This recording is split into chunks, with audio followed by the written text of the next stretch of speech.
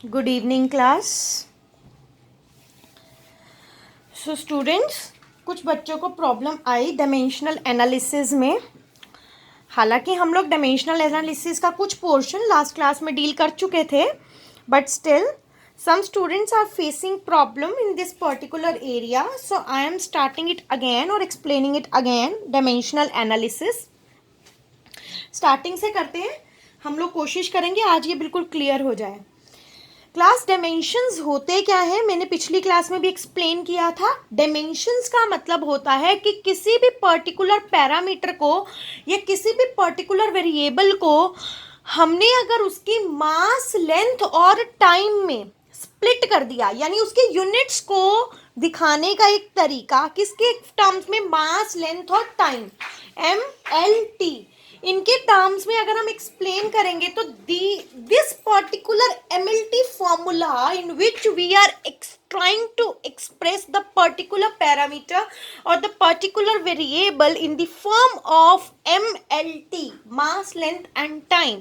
That particular formula is known as dimensions, and this whole process is known as dimensional analysis. So hopefully it is clear to you. Let me explain by giving some examples or by studying dimensional analysis of particular parameters. Class, the first is distance. Simple distance. खुशी, आपको इसमें doubt था बच्चे? ध्यान से समझने की कोशिश कीजिए। डिस्टेंस का मतलब क्या होता है कि कोई पर्टिकुलर लेंथ, कि आप कितना ट्रेवल किए, आप कितना चले। तो आप कितना ट्रेवल किए या आप कितना चले, तो इसको हम लेंथ बोलेंगे ना। मास में तो बोल नहीं सकते। मैं बोलूंगी बच्चा मैं 1 मीटर चली, 1 मीटर, 1 किलोमीटर, 2 किलोमीटर्स, तो metre, kilometre, centimetre, it means that a particular length that you traveled, a particular distance that you traveled. So class, distance में ना तो मास होता है ना टाइम होता है। तो distance is m0 l1 t0। m0 क्योंकि मास है नहीं, टाइम है नहीं, सिर्फ क्या है, लेंथ। तो लेंथ कितनी टाइम्स है डिस्टेंस में? 1 टाइम। तो length carries 1 power. Similarly area, मैंने आपको कुछ एग्जाम्पल्स दिए थे लास्ट क्लास में, और एग्जाम्पल की हेल्प से एरिया के डायमेंशंस निकालने की कोशिश करी थी क्लास। एरिया का मतलब क्या होता है? किसी भी, आप कोई भी पर्टिकुलर शेप लो और मुझे उसका एरिया बताओ। सपोज मैं स्क्वायर ले रही हूँ, तो स्क्वायर का एरिया क्या होता है बेटा? Side into side. ये लास्ट क्लास वाला ही पोर्शन है जो मैं दोबारा एक्सप्लेन कर रही हूँ क्योंकि आपको इसमें डाउट्स आए थे।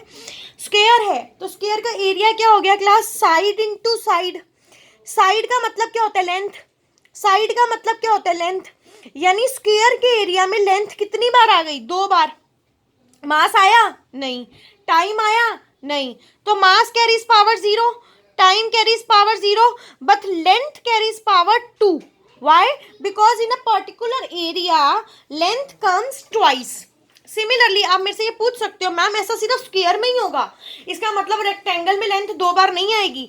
अरे आप कोई भी एरिया लेके देखो, किसी भी शेप का एरिया लेके देखो, उसमें लेंथ हमेशा 2 टाइम्स आएगी। अगर फिर भी आपको कोई डाउट आता है आप मुझसे पूछ सकते हैं। Suppose we are considering rectangle, तो रेक्टेंगल का एरिया क्या होता है class? Length into breadth. Rectangle का मैं एग्जांपल्स दिए थे आप लोगों को। रेक्टेंगल का एरिया क्या होता है क्लास? रेक्टेंगल का एरिया होता है लेंथ इंटू ब्रेथ। लेंथ का मतलब भी लेंथ होता है, और ब्रेथ मतलब कोई पर्टिकुलर डिस्टेंस, यानी लेंथ अगेन। तो कितनी बार आ गई लेंथ? 2 टाइम्स। तो चाहे रेक्टेंगल का एरिया हो, लेंथ आ गया 2 टाइम्स, दैट इज L2। मास नहीं आया, दैट इज m0। टाइम नहीं आया, that is time carries power 0। Now in another shape, suppose I am considering a circle. The area of circle is pi r square. You all know pi r square. पाई तो constant है, पाई की कोई unit नहीं होती, कोई dimension नहीं होता। Constants की ना कोई यूनिट होती है ना कोई डायमेंशन होता है। Make it clear in your mind.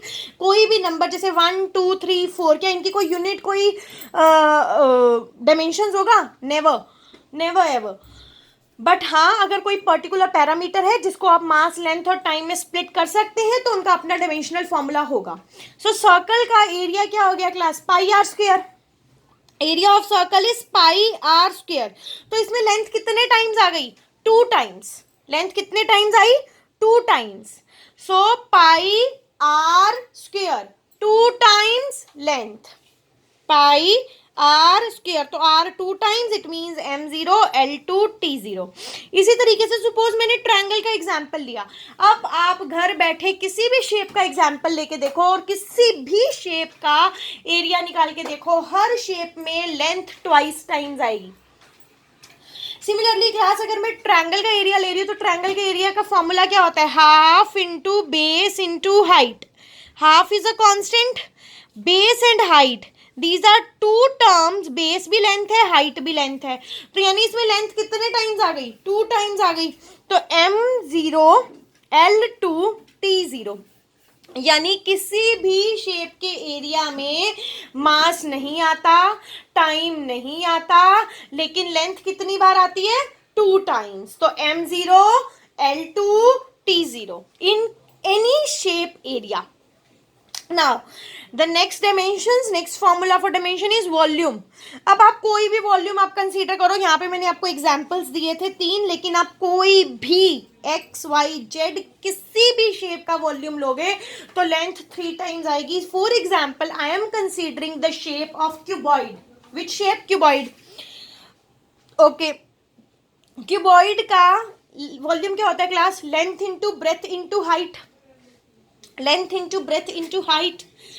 So length कितनी बार लेंथ भी साइड है, ब्रेथ भी साइड है, हाइट भी साइड है, यानी तीनों लेंथ की डायमेंशंस हैं, यानी कितनी बार लेंथ आ गई, 3 बार।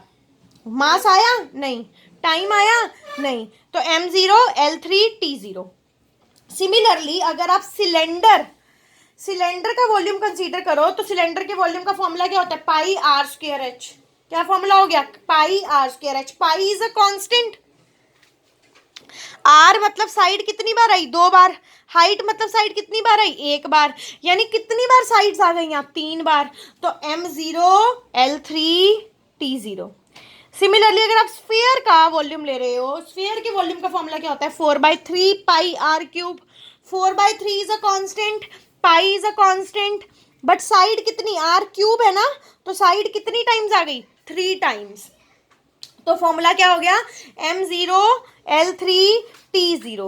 यानी if we are considering the volume of any shape then length comes thrice, mass comes 0, time comes 0, so dimensions of volume is m0 L3 T0। now the next dimensional formula we are going to consider is velocity।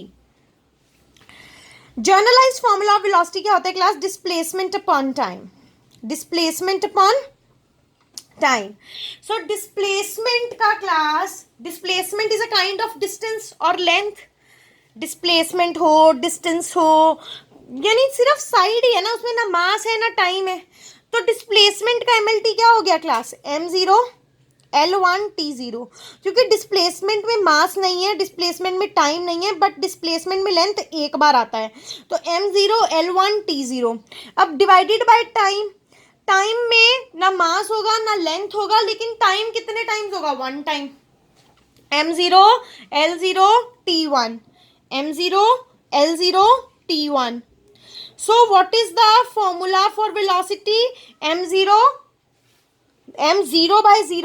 Power, जब भी आप same variable की powers को divide करते हो तो subtract होती हैं, m0 माइनस 0 तो कितना हो गया 0, L1 माइनस 0 तो कितना हो गया 1, T0 माइनस 1 तो कितना हो गया t raise to power minus 1। So what is the dimensional formula of velocity, m0 L1 t minus 1।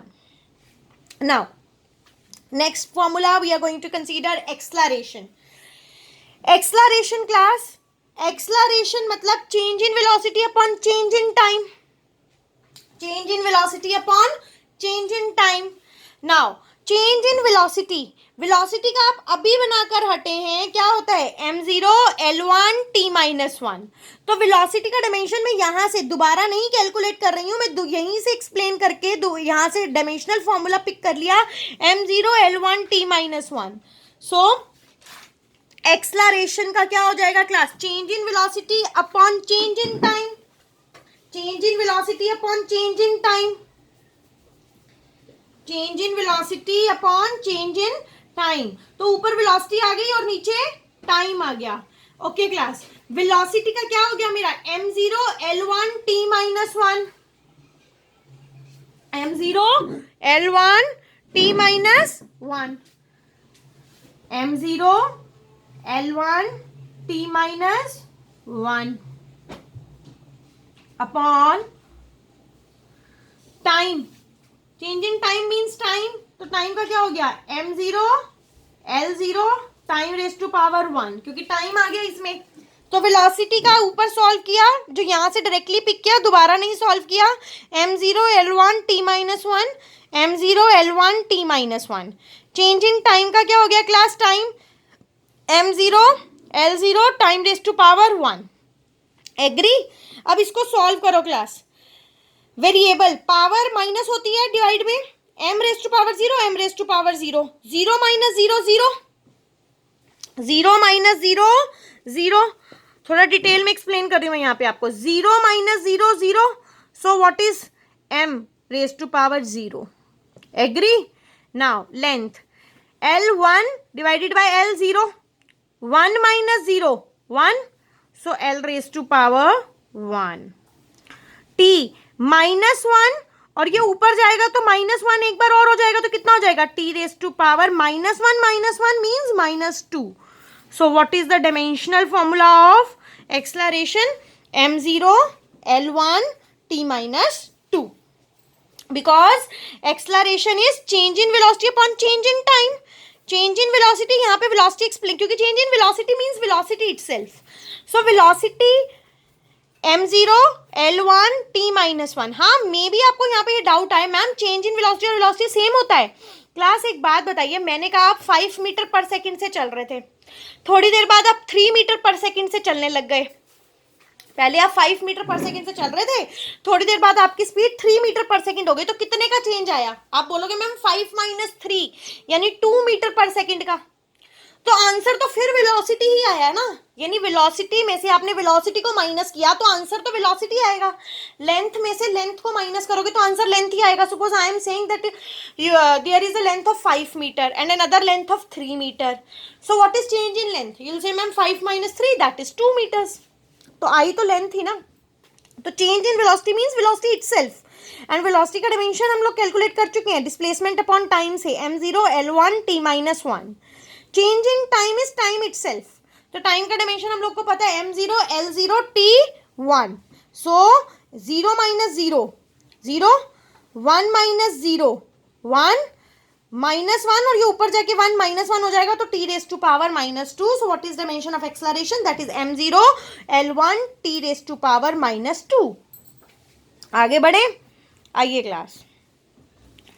Next dimension is momentum. Momentum का फॉर्मूला आप लोगों को मैंने बताया, छोटी क्लासेस में आप लोगों ने पढ़ा भी है, दोबारा एक्सप्लेन करती हूँ. मोमेंटम का वेरिएबल होता है p, फॉर्मूला होता है मास इनटू वेलोसिटी. मास का फॉर्मूला, क्योंकि मास है, अब मास में ना तो लेंथ होगा ना टाइम होगा, तो मास का डायमेंशन क्या होगा, mass 1 length 0 time 0, m1 l0 t0. Velocity, velocity का फॉर्मूला क्या होता है class, l1 t raise to power -1. अभी पीछे हटे, m0 l1 t -1, यहाँ से डायरेक्टली पिक किया. वेलोसिटी का फॉर्मूला m0 l1 t -1 और मल्टीप्लाई में पावर ऐड होती हैं, तो पावर डिवाइड में सब्ट्रैक्ट होती है, मल्टीप्लाई में ऐड होती हैं. ऐड कीजिए, m1 m0 1 plus 0 1, l0 l1 0 plus 1 1, t0 t minus 1 0 minus 1 minus 1. So what is the formula of momentum, m1 l1 t minus 1. यहाँ तक हमारी लास्ट क्लास थी जिसको मैंने दोबारा एक्सप्लेन किया. अब आज हमने ये डायमेंशंस खत्म करने हैं अगली क्लास में. आइए class, force. Newton second law के अकॉर्डिंग आप फोर्स का फॉर्मूला पढ़ चुके हो. फोर्स का फॉर्मूला होता है mass into acceleration. What is the formula for force, mass into acceleration. Mass का एमएलटी, क्योंकि मास है, लेंथ भी नहीं होगा टाइम भी नहीं होगा, लेकिन मास होगा कितने टाइम्स, 1 टाइम्स. मास लेंथ 0 टाइम 0 इंटू एक्सलरेशन. और एक्सलरेशन का फॉर्मूला आपने डिराइव किया है एक्सलरेशन का फॉर्मूला आप लोगों ने 5th नंबर पे डिराइव किया है, m0 l1 t minus two, m0 l1 t minus two. तो यहां से डायरेक्टली पिक कर लिया मैंने एक्सलरेशन का formula, m0 l1 t minus two, m0 l1 t minus two. Multiply है, मल्टीप्लाई में पावर ऐड होती है, m m 1 plus 0 1, l 0 plus 1 1, t 0 minus two minus two, m1 l1 t minus two, m1 l1 t minus two. Now next class, pressure. Pressure का formula क्या होता है class? छोटी class में पढ़ा है, 9th में ही पढ़ लिया था, force upon area, force upon area. वैसे तो आपको कुछ एमएलटी प्रैक्टिस के साथ साथ याद हो जाएंगे, बट क्लास आपने जिसका ऑलरेडी डिराइव कर लिया है वहां से मैं डायरेक्ट पिक कर रही हूँ। आप लोगों को रफ में बार बार सॉल्व करके लर्न करके प्रैक्टिस करनी पड़ेगी इसकी, नहीं तो एमएलटीज लर्न नहीं होंगे। बट मैं इतने क्वेश्चंस करा दूंगी आप लोगों को, प्रैक्टिस में लर्न हो जाएंगे। फोर्स, फोर्स का MLT m1 l1 t minus two, m1 l1 t minus two. अभी ऊपर, अब मैं इसको दोबारा नहीं सॉल्व करके दिखा रही बस, क्योंकि मैं ऑलरेडी कर चुकी हूं। तो फोर्स को मैंने बताया, फोर्स का फॉर्मूला क्या होता है? न्यूटन सेकंड लॉ से, mass into acceleration. Mass into acceleration से आपने एमएलटी निकाला, जो कितना आया? m1 l1 t minus two, m1 l1 t minus two. Area last class में भी बताया था, आज दोबारा एक्सप्लेन किया। एरिया में लेंथ कितनी बार आती है? 2 बार। मास आता नहीं, टाइम आता नहीं, तो एमएलटी क्या हो गया? m0 l2 t0, m0 l2 t0। Divide में पावर सब्ट्रैक्ट होती है, मास की पावर 1, मास की power 0, 1 minus 0 1, m raise to power 1, 1 minus 0 1, 1 minus 2, 1 minus 2 minus 1, t raise to power minus 2 minus 0 minus 2 itself. So what is the formula for pressure? MLTs m1 l1 l raised to power minus 1 t minus 2, m1 l minus 1 t minus 2. Clear? Now next work. ये भी छोटी क्लासों में ही पढ़ा था, 9th class में ही work पढ़ लिया था कि साइंस कहती है काम सिर्फ तब होगा जब डिस्प्लेसमेंट होगी अंडर फोर्स। अगर डिस्प्लेसमेंट नहीं होगी, जैसे मैं अपने सिर पे कुछ 10 kg लेके घंटों घंटों खड़ी रही, तो क्या मैंने काम किया? हाँ, फिजिकली तो किया, बट साइंस कहती है मैंने काम नहीं किया क्योंकि मैंने डिस्प्लेसमेंट नहीं किया। तो वर्क डन का फॉर्मूला 9th क्लास के वर्क पावर एनर्जी के चैप्टर में आप लोगों ने पढ़ लिया था। वर्क डन का फॉर्मूला क्या होता है? Force into displacement. अब ये फॉर्मूले तो आपको याद होने चाहिए, छोटी क्लासेस के फॉर्मूले नहीं भी याद, फिर भी किसी को किसी पर्टिकुलर टॉपिक पे मैम मेरे को रिकॉल नहीं हो रहा या मैम मुझे समझ नहीं आ रहा ये फॉर्मूला कहाँ से आया, वो मेरे से डाउट्स पूछेगा। फोर्स, फोर्स का फॉर्मूला क्या निकाला क्लास? यहाँ पे m1 l1 t minus two, यहाँ पे पुट किया फोर्स का formula m1 l1 t minus two. Displacement क्या होती है? लेंथ। तो चाहे डिस्टेंस हो चाहे डिस्प्लेसमेंट हो, उसमें ना तो मास होता है ना टाइम होता है, लेंथ कितनी बार होती है? 1 टाइम्स। तो m0 l1 t0। मल्टीप्लाई में पावर क्या होती है? ऐड कीजिए, m1 m0, 1 plus 0 1, m raise to power 1, length 1 plus 1 2, t minus 2 plus 0 minus 2। So what is the formula for work done? m1 l2 t minus 2, m1 l2 t minus 2. Now energy. अब class energy क्या होती है? Amount of work done, कितना काम। आप याद कीजिए, हम लोगों ने एनर्जी के चैप्टर में, एनर्जी एक तरीके से क्या होता है? कितना काम कर लिया, एबिलिटी टू डू वर्क, काम करने की क्षमता, right. So energy is, energy का यूनिट वर्क का यूनिट होता है। आप लोगों ने 9th क्लास में वर्क पावर एनर्जी के चैप्टर में वर्क का यूनिट पढ़ा था जूल्स। क्या पढ़ा था? जूल्स। तो क्लास एनर्जी का यूनिट क्या पढ़ा आपने छोटी क्लासों में? जूल ही पढ़ा ना, बिकॉज एनर्जी क्या है? काम ही है। एनर्जी क्या है? रेट, रेट क्षमता, दर, काम करने की दर, rate of doing work. So energy itself is a work. Energy का वही यूनिट होता है जो काम का यूनिट होता है। तो एनर्जी का एमएलटी वही होगा जो वर्क डन का एमएलटी होगा। सो एनर्जी का एमएलटी वर्क डन ही होगा। वर्क डन का भी आपने ऊपर डिराइव किया है, m1l2t-2, m1l2t-2। So energy itself is work done, and the MLT of energy itself is that is the work done, m1l2t-2. Now move forward. The MLT of kinetic energy. MLT of kinetic energy. Kinetic energy itself is energy. Kinetic energy itself is energy. और मैंने आपको ये बताया था कि kinetic energy, मैंने आपको ये बात बताई थी कि काइनेटिक एनर्जी, एक मिनट क्लास, यहाँ पे एसआई के मैंने आपको वो बताए थे, ये रहा एसआई सिस्टम के मैंने आपको एडवांटेजेस बताए थे, और उसमें मैंने आपको ये बताया था कि ये रैशनल सिस्टम है।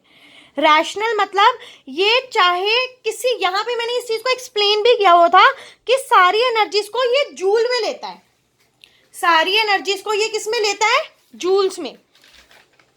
तो सारी एनर्जी के लिए वर्क डन सेम होता है। तो m1l2t-2 work done, m1l2t-2। So kinetic energy का वर्क डन भी वही, काइनेटिक एनर्जी के लिए भी एनर्जी की यूनिट जूल ही रहेगी, यानी काइनेटिक एनर्जी के लिए भी एमएलटी वही रहेगा जो वर्क डन का एमएलटी होगा। सो काइनेटिक एनर्जी के लिए एमएलटी क्या हो गया?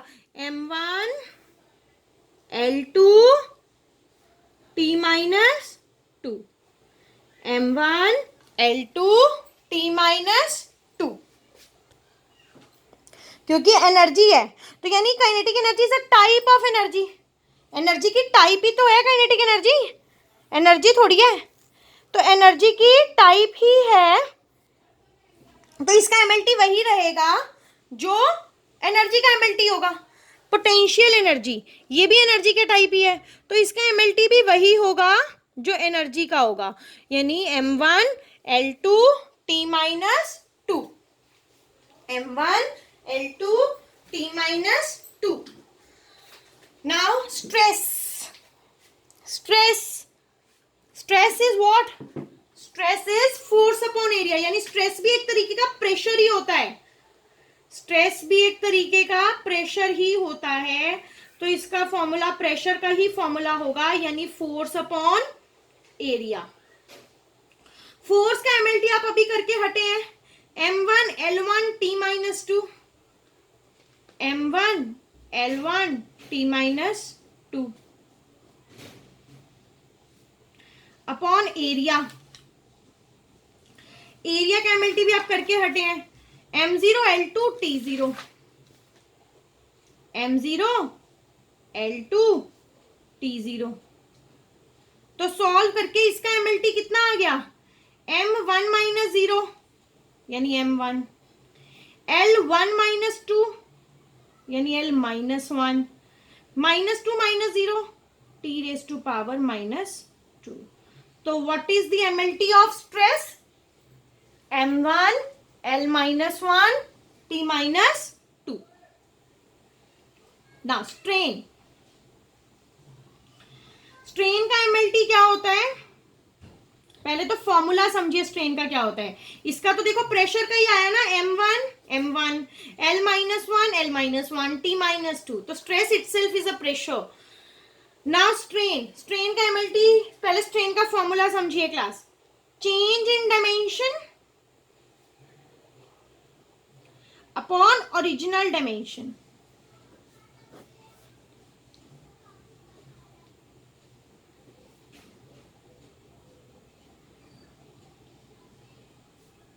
Change in dimension upon original dimension, यानी सपोज मैंने क्या कहा, मेरे पास कोई लेंथ थी, पहले ये पेन ऐसे था, मैंने इसमें ये कैप अटैच करी, तो यानी इसकी लेंथ बढ़ गई।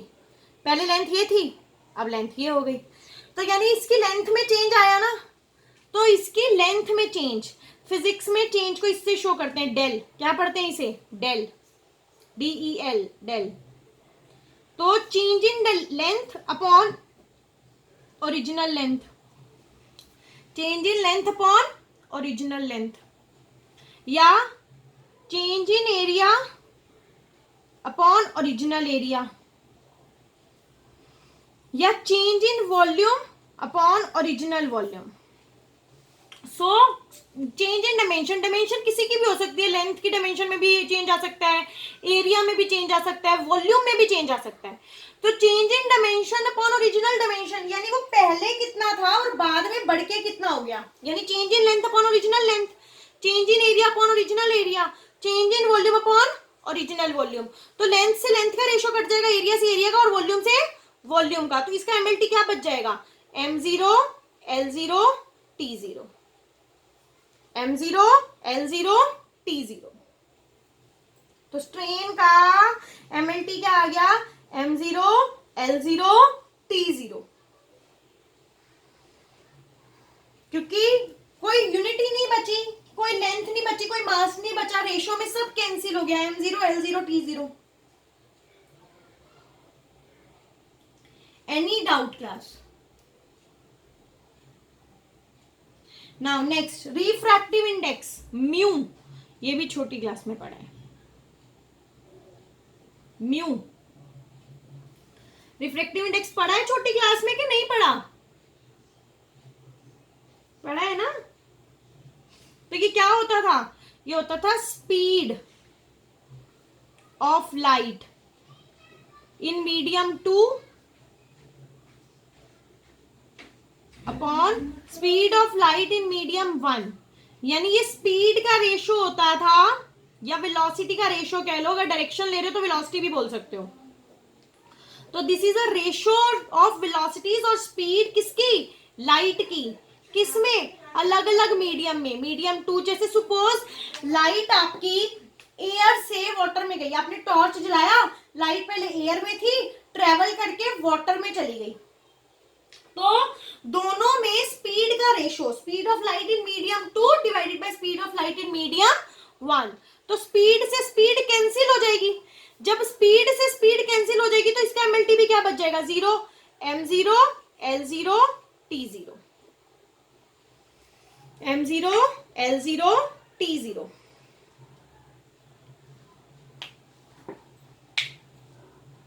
एनी डाउट तो आप पूछिए मुझसे।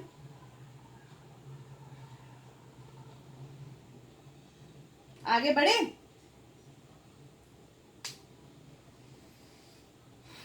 नाउ वेट, वेट ये भी आप पढ़ चुके हो। फोर्स, वेट एक तरीके का फोर्स ही होता है, मास और वेट में डिफरेंस पढ़ा है आपने छोटी क्लासेस में, लेकिन फोर्स MA होता है, लेकिन वेट के केस में A क्या हो जाता है? एक्सलरेशन ड्यू टू ग्रेविटी, यानी MG। क्या हो जाता है? MG। मास का M1 L0 T0, और G क्या है? G एक्सलरेशन है ना, लेकिन बस ये एक्सलरेशन ड्यू टू ग्रेविटी है, बट है तो एक्सलरेशन ही। तो एक्सलरेशन का क्या होगा क्लास? M0 L1 T-2, अभी डिराइव करके हटे। एक्सलरेशन का M0 L1 T-2, यहां से एक्सलरेशन का उठाया, यहां पे पुट किया, तो इसमें कितना हो गया? M0 L1 T-2, M0 L1 T-2। Okay, तो इसका मल्टीप्लाई में पावर्स ऐड होती हैं। 1 + 0 1, 0 + 1 1, 0 - 2 -2। तो what is the MLT of weight? M1 L1 t minus 2, m1 l1 t minus 2. Now next is angle. Next is angle. अब angle की कोई unit होती है? आपने बोला है 60 डिग्री, डिग्री या रेडियन, बट क्या उसको मास, लेंथ और टाइम में आप एक्सप्लेन कर सकते हैं? बिल्कुल नहीं कर सकते. ना तो एंगल की मास होता है, ना एंगल का लेंथ होता है, ना एंगल का टाइम होता है. तो एंगल का MLT कितना हो गया? m0 l0 t0, m0 l0 t0. Hopefully dimensions की क्लास आपको क्लियर है. अगली क्लास में हम लोग डायमेंशंस के क्वेश्चंस करेंगे. ओके, बट डायमेंशंस इतने नहीं है, इससे और बहुत ज़्यादा डायमेंशंस हैं, लेकिन हर क्लास में मैं 4-4 5-5 डायमेंशंस आपको लर्न करवाऊंगी. अदरवाइज 5-6 क्लासेस सिर्फ डायमेंशंस में ही निकल जाएंगी और you will get bored. Ma'am हम इसको करके आ रहे हैं, सिर्फ डायमेंशंस के फॉर्मूले ही पढ़ रहे हैं. सो जो बहुत इंपॉर्टेंट फॉर्मूले थे वो मैंने आज की क्लास में आपसे डील किए. बाकी क्वेश्चंस में जो फॉर्मूले आते रहेंगे और हर क्लास में 4-5 नए फॉर्मूले मैं आपको लर्न करवा दूंगी, सो दैट आपको ये बोरिंग ना लगे और हमारा सिलेबस भी आगे बढ़ता रहे. Thank you students, let's meet in our next class. Bye bye.